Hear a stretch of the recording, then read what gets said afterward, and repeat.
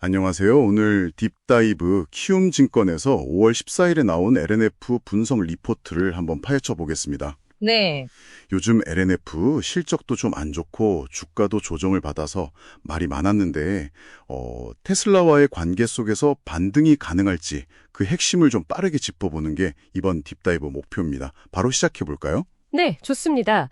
이 리포트가 LNF 1분기 실적을 리뷰하고 또 앞으로 어떻게 될지 전망하는 내용인데요. 특히 시장 예상보다 실적이 왜 이렇게 안 나왔는지 그 원인이랑 앞으로 주가에 영향을 줄 만한 요인들 이런 걸 좀 중점적으로 다루고 있습니다. 네, 그 1분기 성적표가 정말 좀 충격적이었죠. 네. 매출은 작년보다 43%나 줄었고 영업 순실은 무려 1,403억 원. 시장 예상치가 한 마이너스 700억 원대였는데 거의 2배예요. 그렇죠. 재고 평가 손실 이것도 747억 원이나 되고 이게 도대체 왜 이렇게 된 건가요? 이게 뭐 한두 가지 문제가 아니라 좀 복합적입니다.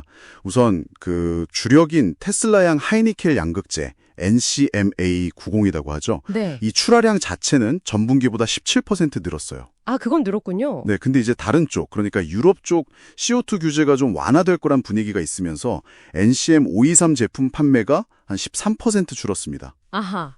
거기에다가 리튬 가격이 계속 떨어지면서 평균 판매 단가 ASP라고 하죠. 네. 이것도 6% 정도 하락했고요. 가격도 떨어지고. 네.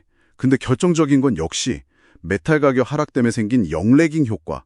그러니까 원재료는 예전에 비싸게 사놨는데 판매 시점엔 가격이 떨어져서 손실 보는 거죠.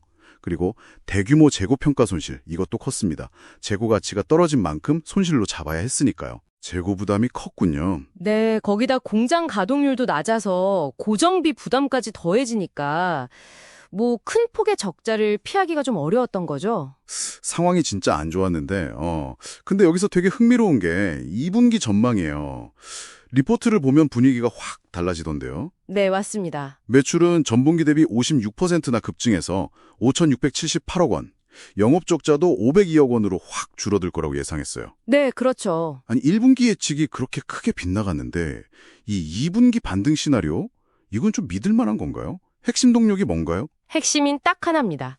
테슬라. 역시 테슬라군요. 네, 테슬라 신규 모델에 들어가는 NCMA95라는 그 더 고성능 제품 출하가 본격화된다는 점입니다. 이 제품 비중이 1분기에는 뭐 한 10% 정도였는데 2분기에는 이게 50%까지 확 늘어날 걸로 보고 있어요. 오, 50%나요? 네. 물론 2분기에도 재고 평가 손실이 아예 없는 건 아니고 한 290억 원 정도 추가로 예상되긴 합니다. 하지만 그 원가 부담이 컸던 기존 재고들이 이제 슬슬 소진되고 공장 가동률도 올라가면서 적자 폭은 확실히 줄어들 거다. 이게 리포트의 분석입니다. 상당히 좀 긍정적으로 보고 있죠. 심지어 LNF가 최근에 연간 출하량 가이던스도 오렸잖아요. 원래 한 30% 늘릴 거라고 했다가 40% 이상으로. 네, 맞아요. 이게 국내 배터리 소재 업체 중에서는 유일하게 올린 거라고 하던데 이것도 결국 그 특정 고객사, 테슬라 신차 효과 기대감 때문이라고 봐야겠죠. 정확합니다. 리포트에서도 테슬라의 특정 신차 모델에 단독으로 공급할 가능성이 높기 때문에 이런 상향 조정이 가능했다고 분석하고 있어요. 이게 또 어떻게 보면 그동안 주가를 계속 눌러왔던 요인 중 하나가 좀 해소될 수 있다는 신호로도 볼 수 있는 거고요. 그 재고 문제요? 네, 가장 골치 아팠던 게 높은 탄산리튬 재고랑 그 때문에 발생한 대규모 재고평가 손실이었는데 이게 이제 점차 해결될 거라는 기대감이죠.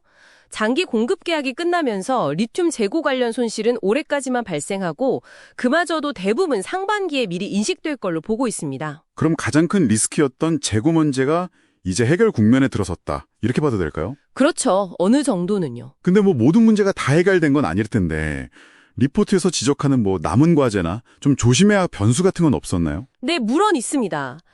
여기서 이제 중요한 질문이 나오는데 가이던스로 올린 건 좋은데 이게 진짜 현실이 되려면 결국 테슬라 모델 Y 주니퍼 있지 않습니까? 네. 이게 유럽이랑 중국 시장에서 얼마나 잘 팔리느냐 여기에 달렸다는 거죠. 그래서 리포트에서는 특히 6월 유럽 인도 데이터를 꼭 확인해야 한다 이렇게 강조하고 있습니다. 실제 수요가 받쳐주는지를 봐야 한다는 거죠. 아, 실제 판매량이 중요하군요. 네. 그리고 또 하나, 리포트에서 LNF가 저가 전기차 시장을 보고 LFP, 리튬 인산철 양극재 신사업도 추진 중이라는 점을 언급했어요. LFP요? 네. 사업을 좀 다각화해서 테슬라 의존도를 낮추려는 노력으로 볼 수 있겠죠. 이것도 주목할 부분입니다. 자, 그럼 정리를 좀 해보면요. LNF, 정말 힘든 1분기를 보냈지만 2분기부터는 테슬라 신모델 효과랑 재고 문제 해결 기대감 덕분에 실적 회복 구간에 들어설 가능성이 커 보인다. 뭐 이런 거네요. 네, 그렇게 요약할 수 있겠습니다. 그래서 키움증권 리포트도 이런 점들을 반영해서 목표 주가는 11만 원으로 좀 낮췄지만 그래도 성장성은 보고 투자 의견은 매수, 바이를 유지했고요. 자, 이 정보가 당신의 판단에 어떤 실마리를 줄 수 있을까요? 마지막으로 한 가지만 더 생각해 볼 지점이 있습니다. 이 리포트를 보면 명확해지는데 LNF의 단기 회복은 결국 특정 고객사, 테슬라에 대한 의존도가 굉장히 높다는 겁니다. 동시에 LFP라는 어떻게 보면 새로운 성장 동력을 또 확보하려고 하고 있고요. 앞으로 이 기존의 하이니켈 기술 경쟁력을 계속 가져가면서 동시에 LFP 시장에도 성공적으로 진출할 수 있을지 이 두 가지 전략 사이에서 어떤 균형점을 찾아나가는지가 LNF의 좀 장기적인 기업 가치를 결정하는 핵심 변수가 될 겁니다. 이 부분을 계속 주목해 보시는 것이 좋겠습니다.